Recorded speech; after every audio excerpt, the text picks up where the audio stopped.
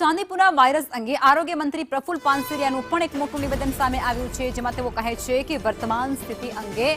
રાજ્યમાં હાલ ચાંદીપુરા વાયરસના 33 થી 35 પોઝિટિવ કેસ નોંધાયા છે, પરંતુ રાહતની વાત એ છે કે હાલમાં એક પણ કેસ ગંભીર સ્થિતિમાં નથી। આરોગ્ય વિભાગ દ્વારા તમામ શંકાસ્પદ કેસોને પણ ચાંદીપુરા વાયરસ પ્રોટોકોલ મુજબ જ તાત્કાલિક સારવાર આપી દેવાય છે। ચાંદીપુરા વાયરસમાં તમામ શંકાસ્પદ કેસોને અમે ચાંદીપુરા વાયરસની જેમ જ એમને ટ્રીટમેન્ટ આપી છે, પરંતુ અત્યાર સુધીમાં 33 જેટલા 33 થી 35 જેટલા શંકાસ્પદમાંથી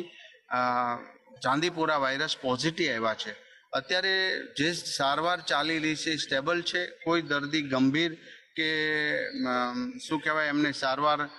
માપથી પણ બહાર ના આવી શકે એવું અત્યારેના ડૉક્ટરના સ્પેશિયાલિસ્ટ સારવારથી એવું થઈ રહ્યું છે, પરંતુ હજી અમારી ટીમ સંપૂર્ણપણે સજાગ, ગ્રામ્ય લેવલે જ્યાં જ્યાં કેસ મળે છે ત્યાં દવાનો છંટકાવનો બહુ ગંભીરતાથી આ પ્રશ્ન લઈ રહી છે।